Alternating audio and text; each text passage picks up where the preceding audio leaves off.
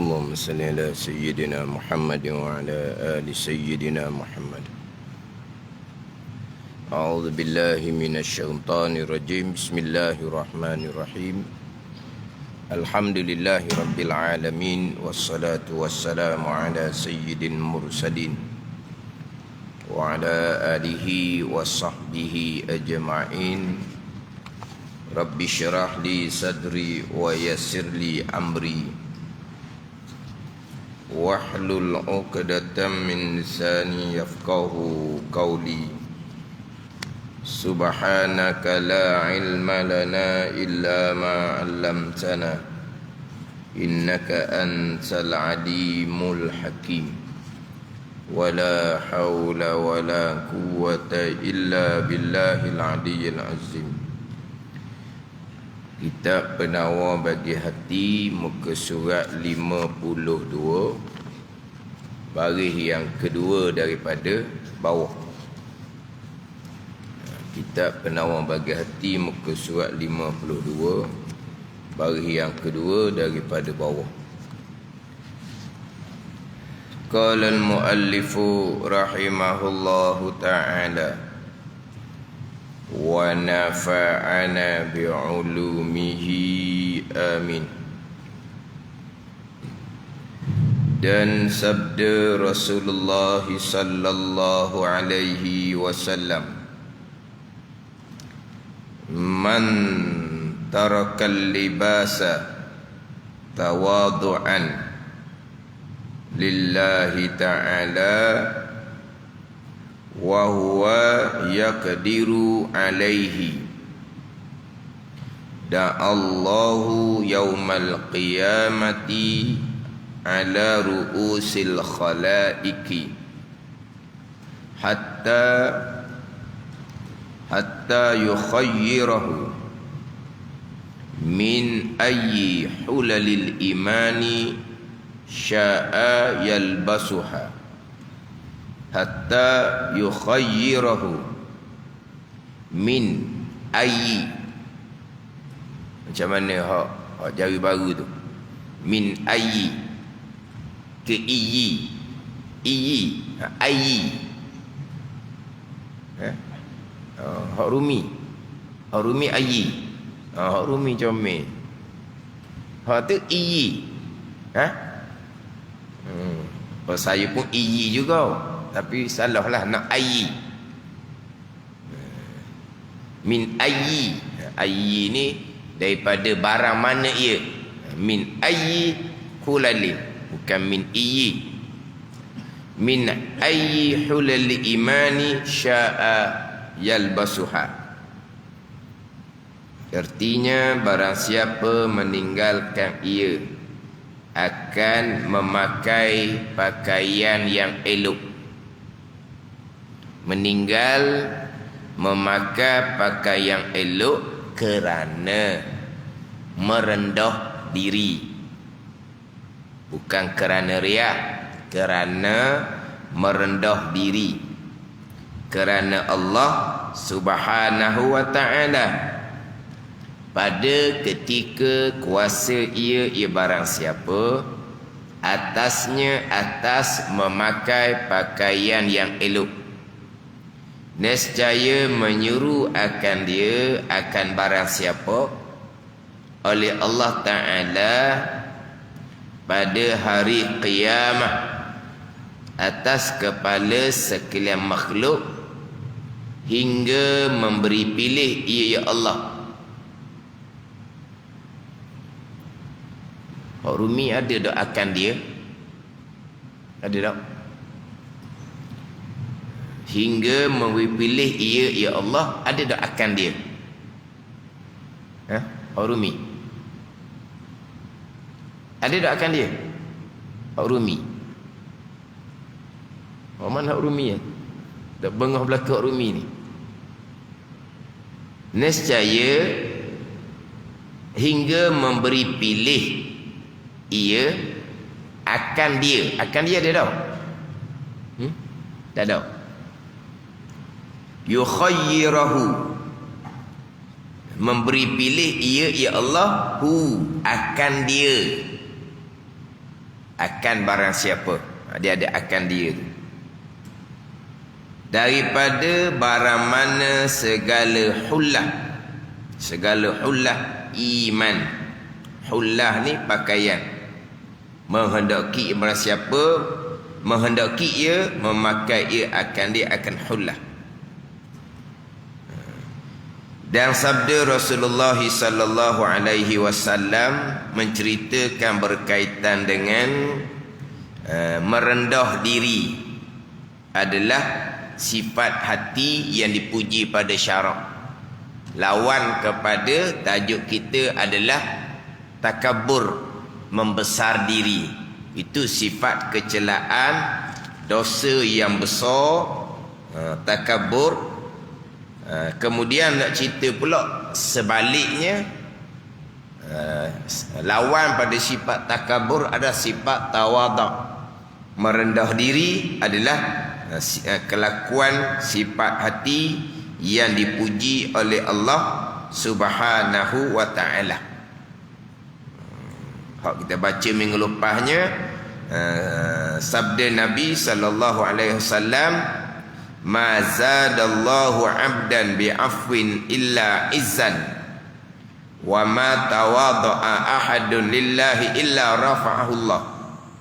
Artinya tiada menambah oleh Allah Ta'ala akan hamba dengan sebab memaafkan kesalahan orang lain, melainkan akan kemuliaan di dunia dan di akhirat. Orang yang memaafkan kesalahan orang lain akan dapat kemuliaan di dunia dan di akhirat, dan dikurniakan pahala yang besar, dan akan diampuni kesalahannya di hari akhirat. Orang yang mudah-mudah memaafkan kesalahan orang lain ketika hidup atas dunia, yang mana kesalahan kita dengan Allah yang banyak kesalahan kita dengan Allah. Kita duduk kira kesalahan orang kepada kita, kita tidak mahu maafkan, walhal kita lagi banyak kesalahan dengan Allah Subhanahu wa ta'ala. Itu kesalahan yang sebenar-benar. Adapun kesalahan sesama kita kerana melanggar syarak yang ditetapkan oleh Allah. Walhal apa yang berlaku kesalahan sesama kita, orang ambil harta kita, hakikinya bukan harta kita pun, milik Allah Subhanahu wa ta'ala, tetapi panggil kesalahan sebab syarak telah menetapkan kita tidak boleh ambil harta orang yang hakikinya bukan harta sesiapa tapi milik Allah Subhanahu wa ta'ala. Tapi kira kesalahan lah dari segi undang-undang syarak, walaupun hakikinya bukan harta sesiapa melainkan milik Allah Subhanahu wa ta'ala.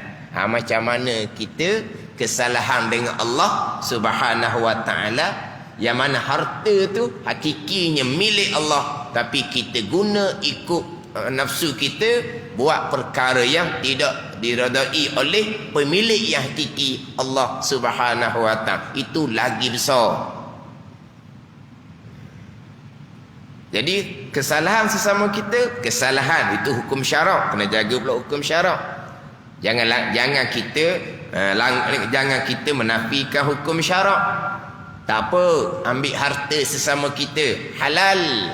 Sebab apa? Sebab bukan harta sesiapa, harta itu milik Allah. Maka halal ambil harta sesama kita. Waktu boleh terundur kepada kafir zindik, kafir murtad yang menafikan hukum syarak, hukum Allah Subhanahu wa ta'ala. Konong-konongnya dia kira hakikat, konong-konongnya ini hakikah yang terpesong, yang boleh terundur pada kafir zindik, kafir yang menafikan hukum syariah Allah Subhanahu wa ta'ala.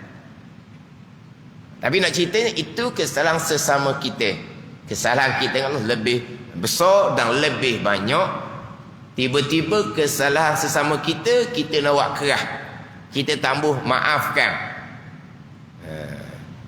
Jadi kalau kita tak memaafkan, tak ada apa-apa, sebab bukan wajib maafkan. Tetapi kalau kita maafkan, pahala yang besar akan dapat kemuliaan di dunia dan di akhirat, akan dapat keampunan Allah Subhanahu wa taala di hari akhirat. Dan tiada merendah diri oleh seseorang kerana Allah. Merendah diri kerana Allah. Bukan merendah diri kerana ada tujuan yang tertentu, bukan. Bukan merendah diri kerana kelebihan yang ada pada seseorang, bukan. Merendah diri kerana Allah Subhanahu wa taala. Kalau merendah diri kerana kekayaan seseorang, dalam hadisnya, man tawadha'a li ghaniyin li ghinahu zahaba sulusa dini. Sesiapa yang merendah diri bagi seseorang yang kaya kerana kekayaannya, nescaya hilang 2/3 agamanya. Dia merendah diri bagi orang yang kaya kerana kekayaan. Kerana kekayaan, hilang 2/3 agamanya. Adalah hadis yang lainnya, man tawadha'a li ghaniyin salihin zahaba sulusa dini. Sesiapa yang merendah diri bagi orang kaya yang soleh, bukan orang kaya yang derhaka. Zahaba sulusa dini, hilang 2/3 agama. Tapi merendah diri bagi orang kaya yang soleh ni, li ghinahu lah, kerana kekayaan. Kerana kekayaan dia. Tapi orang kaya ni soleh sekalipun, kalau merendah diri kerana kekayaannya, hilang 2/3 agama. Ni dah ni, tiada merendah diri oleh seseorang kerana Allah, melainkan meninggikan akan dia oleh Allah Subhanahu wa taala. Meninggi akan dia, itu hak rumi dah. Hak rumi gitu dah. Kan hak rumi senyap je ni. Hak Jawi mana Nazri? Melainkan meninggalkan.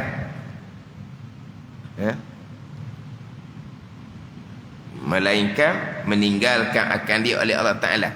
Begitu. Tak jumpa?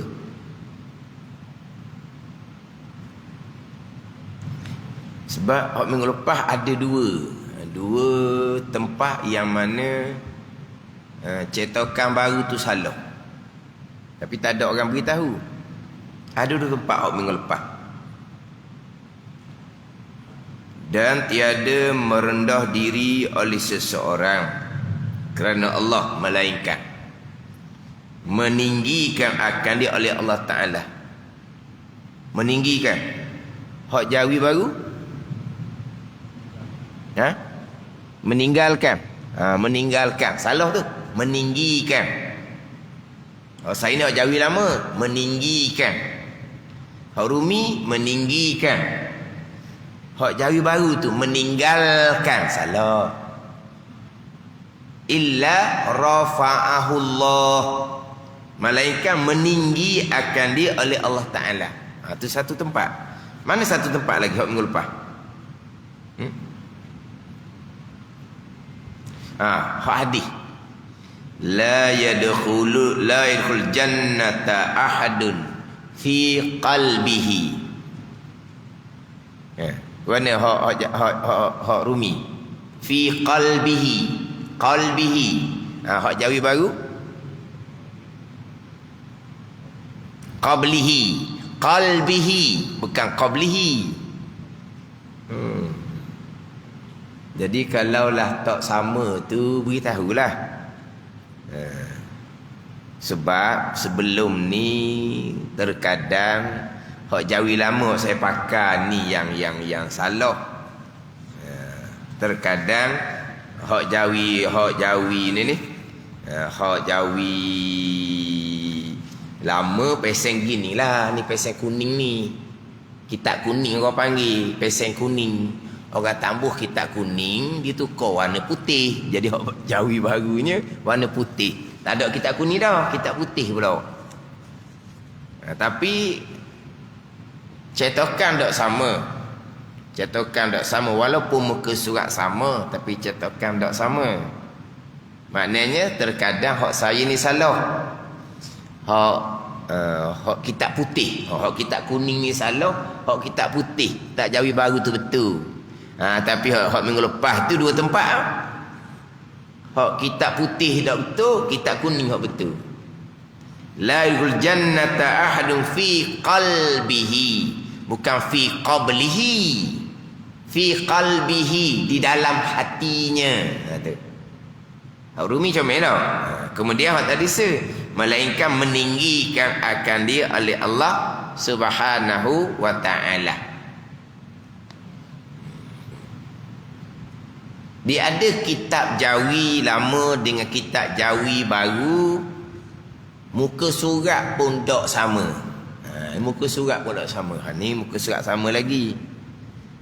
Jawi lama warna kuning, Jawi baru warna putih, muka surat sama. Tapi cetakan tu ada sedikit lah. Terkadang hak lepas-lepas dah ni, hak saya ni banyak juga salah cetakan. Tapi hak Jawi baru warna putih tu betul cetakan. Lepas tu kena tengok pula hak Rumi tu dia baiki macam mana cetakan dia. Itu mana saya biasa sebut dah lah. Tersilap, tersalah cetakan bukan pengarang. Tengoklah. Maknanya fi qalbihi, tiba qablihi, meninggikan, tiba meninggalkan, jauh tu. Melainkan meninggikan akan dia akan seseorang yang merendahkan diri kerana Allah ni oleh Allah Subhanahu wa ta'ala. Orang yang merendah diri, Allah Ta'ala akan mengangkat. Orang yang mengangkat diri, Allah Ta'ala akan merendahkan. Hak dalam ayat tu, khafidatur rafi'ah tu. Khafidatur rafi'ah. Iza waqa'atil waqi'ah. Apabila berlaku hari kiamat, laisa liwaq'atiha kazibah. Laisa liwaq'atiha kazibah. Maknanya kiamat tu tidak ada seseorang pun yang boleh engkar, boleh menafikan. Khafidatur rafi'ah. Khafidatun ni mengangkat. Khafidatun ni merendah oleh Allah Subhanahu wa ta'ala, menjatuhkan oleh Allah Subhanahu wa ta'ala akan orang yang takabur, yakni akan orang yang derhaka. Khafidatur rafi'ah. Khafidah ni Allah Ta'ala merendahkan, menjatuhkan orang yang derhaka, termasuk orang yang mengangkat diri, orang yang menyombong diri. Khafidatur rafi'ah. Allah Ta'ala akan merendah, menjatuhkan orang yang sombong, orang yang mengangkat diri. Rafi'ah ni Allah Ta'ala mengangkat, Allah Ta'ala meninggikan orang yang taat akan Allah, termasuk orang yang merendah diri di dunia. Khafidatur rafi'ah, Allah Ta'ala akan menjatuhkan orang yang meninggi diri, dan Allah Ta'ala akan meninggi, mengangkat orang yang merendah diri di dunia. Ini kalau kita nak fokus kepada meninggi diri, derhaka, merendah diri, ketaatan. Kalau kita nak umum gak, khafidatur rafi'ah, Allah Ta'ala akan menjatuhkan, Allah Ta'ala akan merendahkan orang yang derhaka kepada Allah. Dan rafi'ah ni Allah Ta'ala akan meninggi, mengangkat orang yang taat akan Allah. Itu umum lah. Kalau kita nak ambil bicara kita sini gak, khafidatur rafi'ah, menjatuh, merendah akan orang yang mengangkat dia, orang yang sombong. mengangkat, meninggi akan orang yang merendah diri atas dunia. Man tawada'a rafa'ahu Allah wa man tarafa'a wada'ahu Allah. Sesiapa yang merendah diri, nescaya Allah akan mengangkat, dan siapa yang mengangkat diri, nescaya Allah Taala akan merendah, menjatuhkan. Jadi meninggi diri, sombong sifat kecelaan, merendah diri sifat kepujian, tapi merendah diri kerana Allah Subhanahu wa taala, bukan kerana tujuan yang lain. Merendah diri tujuan lain macam mana? Merendah diri supaya orang kadang-kadang dia merendah diri, sama ada percakapan, sama ada kelakuan. Terkadang ada ciri-ciri riak di situ. Sebab apa dia bercakap rendah diri? Nak saya kata, oh dia memang dia orang rendah diri. Ini nak seorang angkat dia seumpama tu. Percakapan, kadang-kadang kelakuan dia merendah diri. Oh dia bagus, tawaduk. Tak tujuan dia nak seumpama tu. Tapi orang ni bukan orang luar ni, diri sendirilah yang mengetahui. Tapi nak cerita, terkadang seseorang ni rupa merendah diri, tapi bukan kerana Allah. Bukan kerana Allah. Terkadang kerana riak. Kerana supaya diangkat oleh orang, dikata oleh orang sebagai orang yang merendah diri. Oh dia bercakap maknanya saya ni ilmu tak ada. Ada ni. Supaya apa? Supaya orang kata dia ni orang yang merendah diri. Tapi kita janganlah kata kepada orang yang menyatakan saya tak ada ilmu, awak ni dia riak, jangan. Kita kira dia merendah diri, gitulah. Tapi terkadang orang yang bercakap seperti merendah diri, orang yang melakukan perbuatan seperti merendahkan diri, terkadang bukan kerana Allah. Kerana selain Allah, kerana riak. Sebab nanti bicara berkaitan dengan riak, nanti bicara berkaitan dengan riak, mana?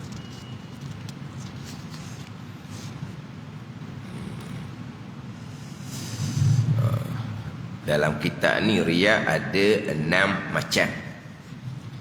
Dan kedua, riak dengan kelakuan, seperti menundukkan kepala dan memejamkan mata. Ini apa? Riak dengan kelakuan. Ketiga, riak dengan pakaian. Riak dengan pakaian, seperti memakai akan kain-kain yang kasar dan bertampung-tampung supaya disangka akan dia ahli tasawuf. Yang keempat, riak dengan perkataan. Ini. Kadang-kadang riak dengan dengan kelakuan, dengan perkataan, dengan pakaian. Maknanya perkataan tu, perkataan dia bercakap lembut, rendah diri, tapi bukan kerana Allah. Tapi kerana supaya disangka oleh orang ianya adalah orang yang tawaduk. Ada ni. Ni rendah diri kerana Allah, bukan kerana yang lain. Sebab itulah bicara hati ni bicara yang sangat halus, yang kita memang kena sentiasa titik beratkan hak perkiraan berkaitan dengan hati ni. Sedikit-sedikit je. Padahal merendah diri dengan kelakuan, merendah diri dengan percakapan, itu kepujian. Dan ni, itu kepujian. Mana bercakap tidak menyombong diri, kelakuan tidak menggambarkan kesombongan. Mana bercakap dengan merendah diri, orang dengar pun suka, orang dengar pun tak tersinggung. Ada ni. Walaupun terkadang dia bercakap tu dia menegur kita. Dia bercakap tu dia menegur kita benar. Tapi dia bercakap ketika menegur kita tu bercakap dengan percakapan yang merendah diri. Tak terasa kita, bahkan rasa malu pula kitanya. Ada ni. Sebab apa? Sebab dia menegur kita tu dengan percakapan yang merendah diri. Ada ni. Tapi tadilah makna sedikit sahaja. Terkadang zahirnya percakapan yang merendah diri, kelakuan yang merendah diri, tapi terkadang bukan kerana Allah, kerana supaya dipuji oleh orang bahawa ianya orang yang merendah diri.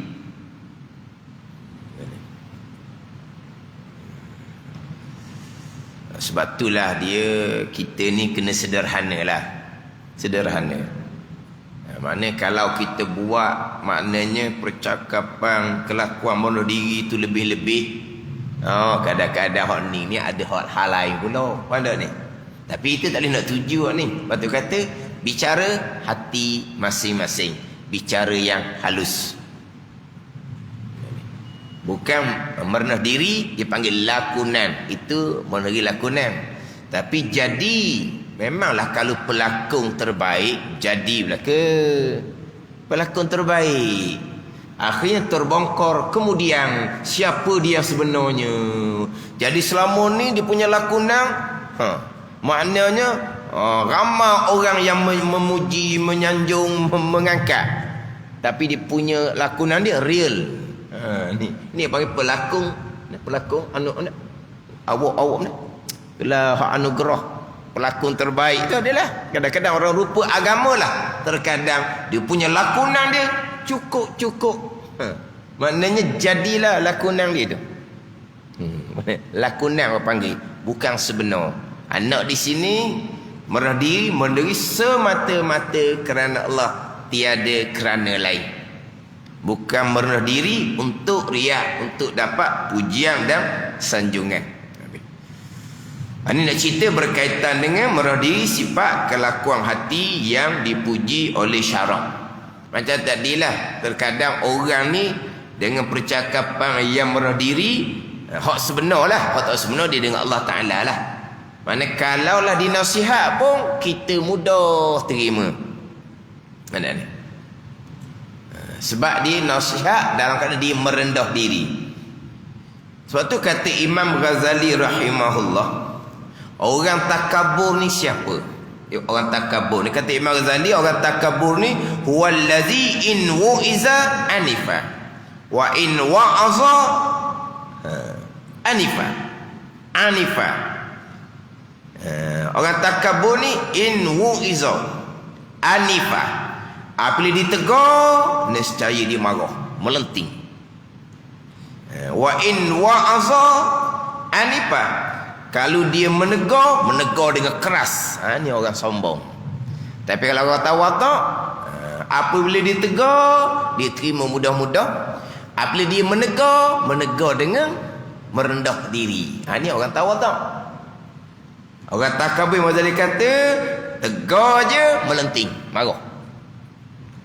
Tapi time dia tegur orang, tegur dengan keras. Orang sombong macam mana?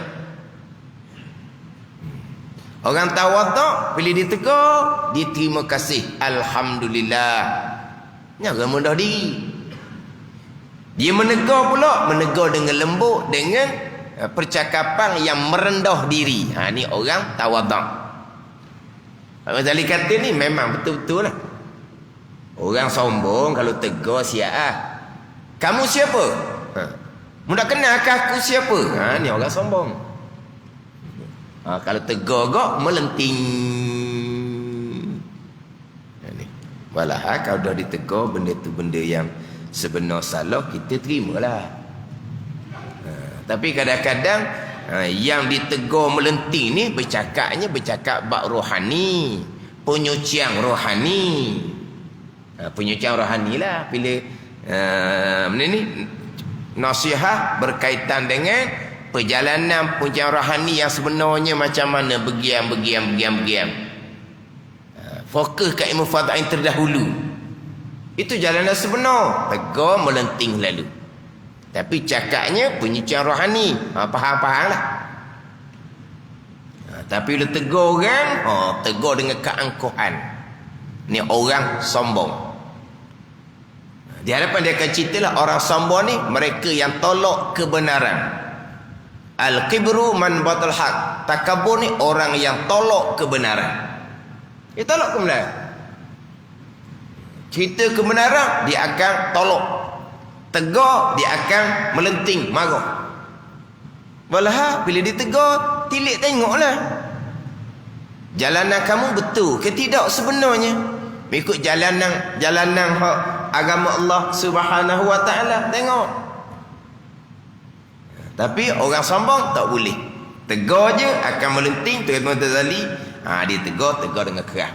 Orang yang tawaduk ditegur, dia akan tilik kembali, dia akan muhasabah kembali. Kalau yang ditegur, yang perkara yang tegur tu tak salahnya, kenapa kamu kata salah? Dia akan perjelaskan. Dia akan perjelaskan dengan rendah diri. Orang tegur, tapi teguran tu dah betul pun. Tak ada salah pun apa yang dia lakukan. Tapi dia akan menjelaskan dengan merendah diri.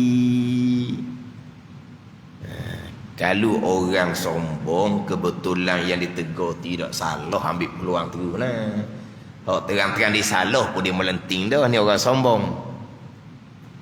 Kemudian orang yang merendah diri ni, bila dia menegur dengan suara yang lembut, suara yang merendah diri. Sebab apa? Menegur untuk kebaikan sama-sama, bukan kerana kesombongan. Ini beza mana? Langit dan bumi ya tau, utara dan selatan. Antara orang yang takabur, sifat kecelaan, dengan orang yang tawaduk, sifat kepujian. Ini bicara hati belaka ni. Nak buang sifat takabur. Cara ni obatnya macam mana? Dia akan bicara di hadapan, dia akan bicara macam nak menghilangkan sifat takabur, macam mana nak semaikan sifat merendah diri. Ini semua adalah kewajipan kepada kita yang disandarkan kepada pilihan kita dan usaha kita. Yang mana kewajipan kepada kita ni adalah perkara yang di bawah ikhtiar dan usaha kita. Jadi nak membersihkan hati dari sifat takabur, nak menghiasi hati dengan sifat kepujian, kewajipan pertama ilmu, belajar. Belajar tu ada ikhtiar dan usaha kita. Selepas dapat ilmu, beramal dengan bahawa membersihkan hati daripada sifat kecelaan takabur, beramal dengan bahawa menghiasi hati dengan sifat kepujian tawaduk. Hak beramal ni pun pilihan dan perbuatan usaha hamba. Jadi macam mana cara untuk menghilangkan sifat takabur? Obat dia akan cerita kemudian. Nak menghilangkan sifat takabur. Ada ni. Hak ni hak kewajipan kepada kita. Ada pun daripada amal ibadah kita, daripada sembahyang sunat puluh-puluh, ratus-ratus rakaat, daripada puasa sunat tiap-tiap hari, sentiasa dalam keadaan perutnya lapar, kurang makan, dalam keadaannya membaca Al-Quran 1, 2, 3 hari khatam sekali, berzikir, berselawat puluh-puluh ribu. Hak ni bicara lain. Hati akan disucikan oleh Allah. Ini kurniaan, bukan ikhtiar usaha kita. Ini kurniaan, bukan ikhtiar usaha kita. Ini penyucian rohani lapis atas. Ini kita bicara ni penyucian rohani yang wajib fardu ain kepada kita. Ini bicara dulu. Bicara ni dulu. Barulah pergi kepada memperbanyakkan amal tadi. Memperbanyakkan amal tadi, Allah Ta'ala akan menyucikan rohani. Itu kurniaan, bukan ikhtiar dan usaha kita. Itu kurniaan. Tapi nak pergi kepada nak dapat kurniaan dengan perbanyakkan amal-amal sunat, ini pastikan dahulu ilmu hak fardu ain, amal batin fardu ain ni kita selesaikan. Faham tak ni? Kalaulah hati mengekali dosa besar takabur yang mewajibkan neraka, dia kalau tidak diampuni, dalam keadaan kita memperbanyakkan amal-amal sunat, sama sekali tidak akan diterima oleh Allah Subhanahu wa taala. Hak saya baca hak semalam di Masjid Putih, kitab Minhajul Abidin. Sebab apa? Sebab ini membersihkan hati daripada sifat kecelaan umpama takabur adalah ikhtiar dan usaha kita yang diwajibkan ke atas kita. Tapi hak ni tidak dipedulikan. Hak dia pada amal zikir banyak-banyak, dia kata boleh menyucikan rohani hak lapis atas. Macam nak menyuci rohani hak lapis atas? Tidak diterima oleh Allah sebab mengekalkan maksiat dosa besar yang mewajibkan neraka dalam keadaan dia melakukan amal-amal yang sunat yang sama sekali tidak akan diterima oleh Allah Subhanahu wa taala. Kena letak molek lah. Mana hak ilmu amal yang menjadi pilihan dan usaha kita yang wajib fardu ain dengan ilmu dan amal kemudian dikurniakan oleh Allah Subhanahu wa taala. Kalau ilmu laduni, itu kurniaan Allah Subhanahu wa taala. Bila bicara bab ilmu fardu ain, ilmu kasbi yang wajib kita usaha belajar, tidak dipedulikan. Dia kata ada ilmu laduni, itu kurniaan Allah. Kepada siapa? Kepada orang yang beramal, orang yang belajar ilmu, beramal dengan ilmu, Allah Ta'ala akan kurnia ilmu laduni. Man amila bima alima warasallahu ilma ma lam ya'lam. Man amila bima alima, sesiapa yang beramal dengan barang yang ia ketahui. Ilmu hak wajib belajar kena ada dulu, kemudian beramal. Warasallahu ilma ma lam ya'lam. Allah Ta'ala akan kurnia kepada ini ilmu yang dia tak tahu, ilmu laduni dia panggil. Tapi pada siapa? Sesiapa yang beramal dengan ilmu yang dia pelajari itu. Mana apa? Kena belajar dahulu ilmu hak kasbi, hak pilihan dan perbuatan usaha kita tu. Beramal, beramal tu Allah Ta'ala akan kurniakan ilmu laduni. Tapi belajar hak kewajipan fardu ainnya tidak. Ada ilmu laduni dia kata. Ni jalan tak betul belaka lah. Maknanya amal sama juga. Amal hak pilihan dan usaha kita membersihkan hati dari sifat kecelaan umpama takaburnya tidak dipedulikan. Lepas tu dibicarakan berkaitan dengan penyucian rohani yang dikurniakan oleh Allah Subhanahu wa taala daripada amal ibadah sunat yang diterima oleh Allah. Bukan amal ibadah sunat berserta dengan takabur, itu tidak diterima oleh Allah. Tambahan pula perbanyakkan amal sunat, akidah pun tak peduli. Perbanyakkan amal sunat, ilmu fiqh fardhu ain pun dikesampingkan. Itu bukan tu. Sekarang ni dia ada macam-macam. Kena beringat molek lah. Kena beringat molek. Hak mana hak kewajipan kita belajar, ikhtiar dan usaha.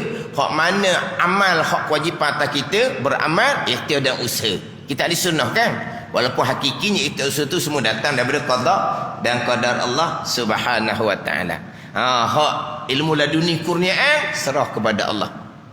Hak sekucian rohani Allah menyucikan hati, Allah Ta'ala naikkan darajah, itu kurniaan daripada Allah Subhanahu wa taala. Bukan lopak bukan. Ni hak kewajipan kita ni. Belajar molek berkaitan apa dia takabur, apa dia tawaduk, hatu hak belajar yang menjadi pilihan dan usaha kita, yang menjadi kewajipan ke atas kita. Beramal ni pula ni. Tapi macam mana nak menghilangkan sifat takabur, dia akan bicara kemudian. Dipanggil obat penawar yang menghilangkan sifat takabur. Tapi hilang macam mana? Atas penawar yang kita guna tu lah. Penawar yang macam mana, mujahadah kitanya macam mana. Tapi kalau kita sentiasa melazimi ilmu bicara bab hati, adalah bukan kata ilmu bicara bab hati lah, kita melazimi belajar ilmu fardu ain, akidah diri, amal zahir fiqh diri, amal batin tasawuf diri. Tak ada jalan nak takabur. Nak bengok, nak akak muka pun malu. Pandai ni. Kalau kita belajar ilmu diri, dia panggil ilmu akidah kita. Ilmu bab amal zahir kita. Ni ilmu bab bicara hati kita. Nilai balik macam mana pegangan kita, amal zahir kita, hati kita macam mana. Kita banyak salah dengan Allah Subhanahu Wa Taala, tak ada jalan nak takabur. Apabila alhamdulillah selesailah ilmu fardhu ain serta dengan amal, kemah dah kita bicara bab hati pun sama juga. Nak takabur, nak membesar dirinya ikut jalan mana. Apa yang ada di kita ni semuanya adalah taufik hidayah daripada Allah. Kemudian untung nasib kita kemudian kita tak tahu. Sekarang alhamdulillah duduk dalam belajar dan beramal. Tapi al-ibrah bi khawatimiha, bi'iktibaran perkiraan seseorang tu bahagia ahli syurga, seseorang tu celaka ahli neraka adalah di kesudahan. Kesudahan kita terjamin ke? Pada ni. Kalau kesudahan kita terjamin, memang kita masuk dalam daftar ada nama kita dah, beres dah kitanya, boleh dah nak takabur. Terjamin ke kesudahan kita? Pada ni. Kita belajar sangat. Amal kita macam mana, kesudahan kita macam mana. Tengok orang tak belajar tu, dia tak belajar, dia buat apa-apa kesalahan, memang itu kesalahan. Pada masa itu, masa akan datang kita dah tahu dianya macam mana. Gitu jelah. Pandai ni. Akan datang tiba-tiba Tuhan buka hati dia. Dia pun bertaubah. Dia baru mula nak belajar, Tuhan matikan dia. Mati dalam keadaan dia bertaubah dengan Allah Subhanahu Wa Taala. Bahagian baik untuk dia. Kita belum tentu lagi. Mana? Bab ilmu, bab diri kita sendiri, kita sentiasa. Maka mudahlah kita nak jaga hati kita. Itu jalan kita nak membersihkan hati kita daripada sifat takabur contohnya. Takabur ke, ujub ke, riak ke.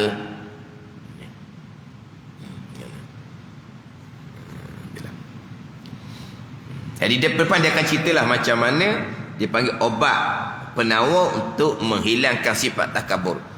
Dan sabda Rasulullah sallallahu alaihi wasallam, man tarakal libasa tawadu'an lillahi ta'ala wa huwa yaqdiru alaihi da'ahu Allahu yaumal qiyamati ala ru'usil khalaiqi hatta yukhayyirahu min ayyi hulalil imani sya'a yalbasuha.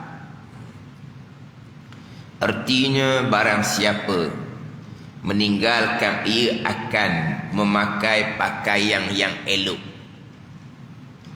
Meninggal ia akan memakai pakaian elok ni kerana merendah diri. Merendah diri kerana Allah. Pada ketika kuasa ia barang siapa atasnya atas memakai pakaian yang elok.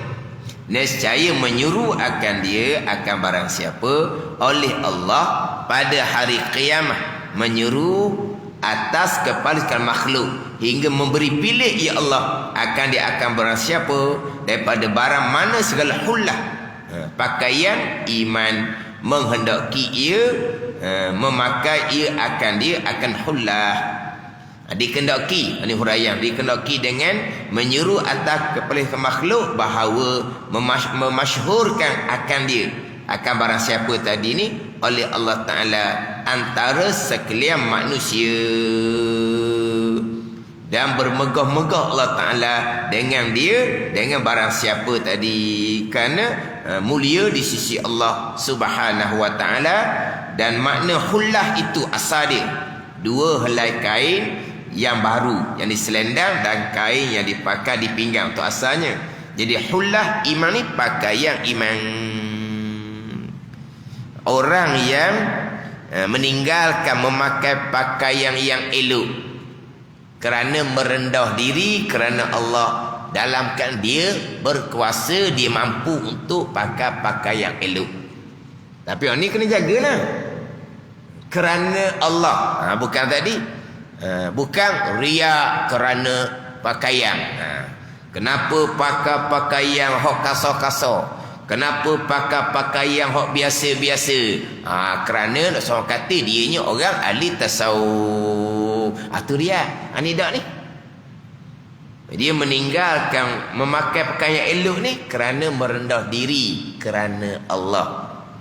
Pada ketika kuasa ia, kenapa tidak pakai pakaian elok? Allah pakaian elok mahal. Kita pun modal tak cukup. Itu tak masuk bicara di sini. Dia berkuasa nak pakai pakaian elok, tapi dia pakai pakaian yang sederhana. Pakai pakaian sederhana kerana merendah diri kerana Allah. Allah Ta'ala akan masyhurkan di hari akhirah kepada sekalian manusia yang lain.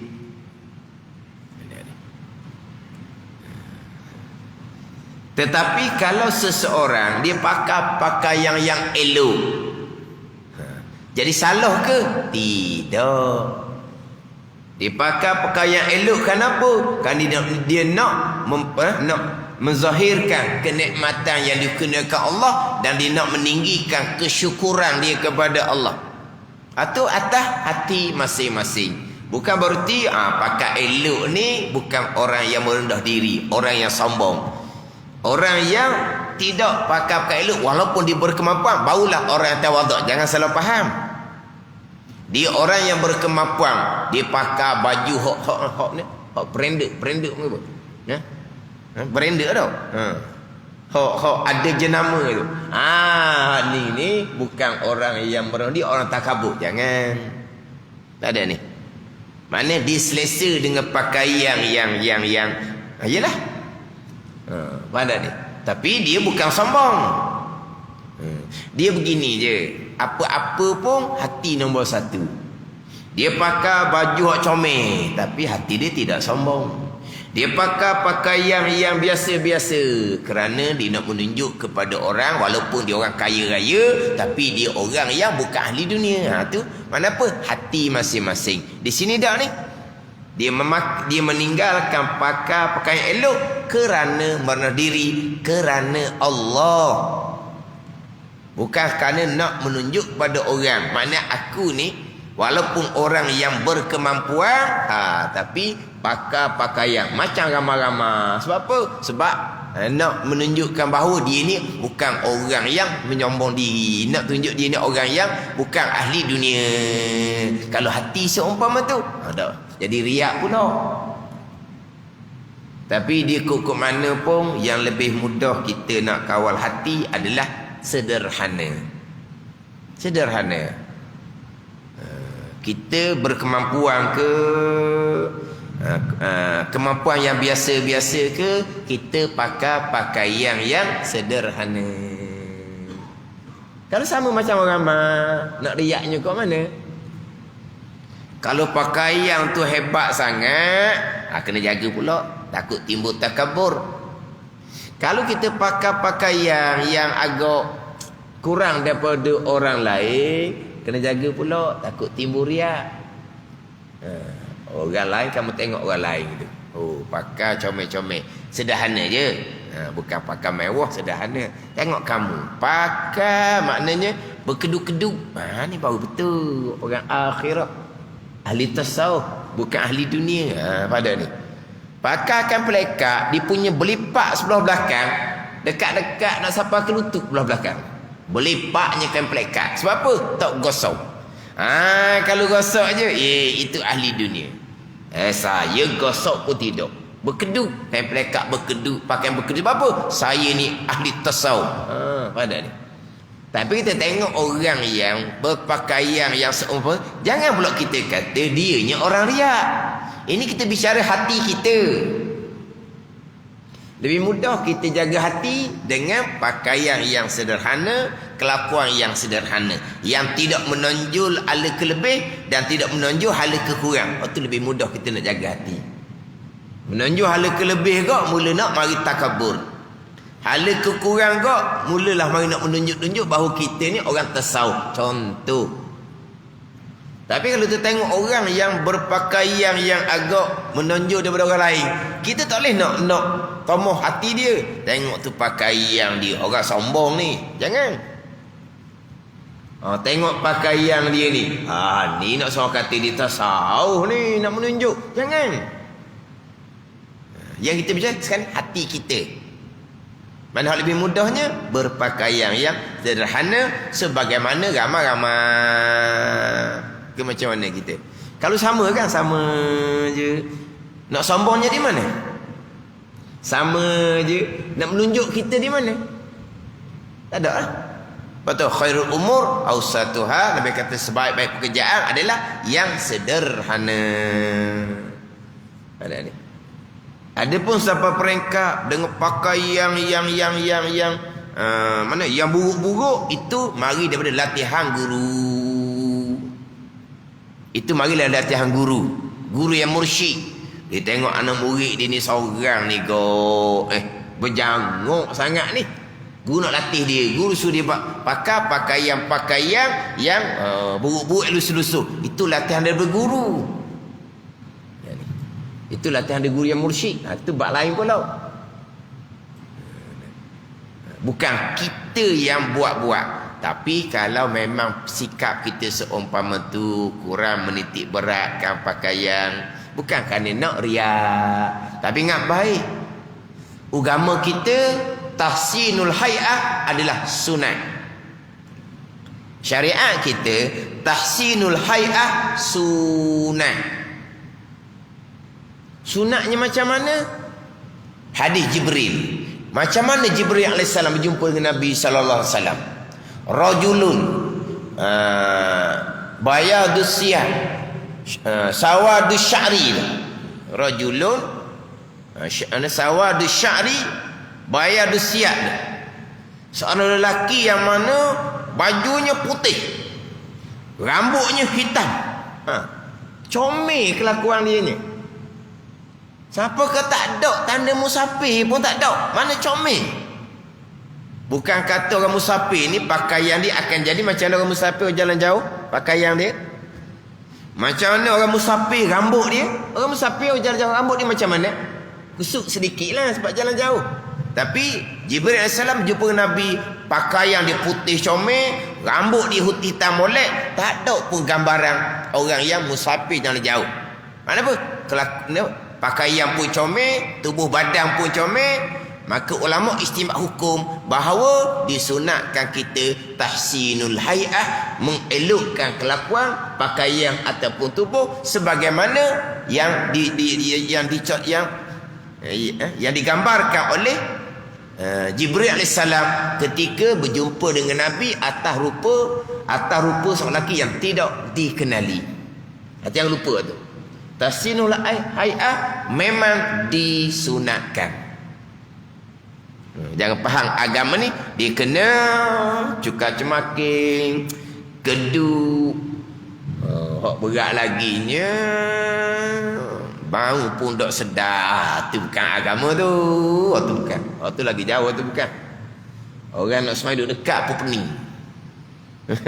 Dia nak tutup dia punya bau yang kurang elok tu, dia tutup pula dengan dicuah pula minyak wangi. Orang bau, sekali wangi sekali apok ni apa benda ni, pening aku duduk sebelah. Wangi kan ni dia tuang minyak wangi. Minyak wangi tu dia tuang. Seolah-olahnya lah, bukan tuang. Tapi jadi dia nak tutup apa? Apa? Angit gelah hak angit itulah busuk bango. Ni bukan makin. Ni bukan hak yang ditetapkan oleh syariah. Syariahnya tahsinul hay'ah. Elok kelakuan pakaian ataupun tubuh tetapi yang sederhana. Ambillah. Dan hanya senya adalah membesar diri itu sangat besar dosanya hingga tiada masuk syurga mereka itu yang ada dalam hatinya sebesar biji sawi daripadanya, kerana ada di bawahnya, bawah membesar diri, 3 macam daripada kekejian yang besar. Dibalik semula kepada pembicaraan membesar diri, sifat takabur, sifat kecelaan. Wallahu a'lam. Bismillahirrahmanirrahim. Alhamdulillahirabbil alamin. Wassalatu wassalamu ala sayyidil mursalin wa ala alihi wa sahbihi ajma'in. Allahumma iftah alaina futuhal arifin. Allahumma allimna ilma akdamin wa fahimna famas sabiqin warzuqna ruqat talibin. Allahumma zidna ilma wa alhiqna bis salihin. Wa sallallahu ala sayyidina Muhammad wa ala alihi wa sahbihi wa sallam. Walhamdulillah.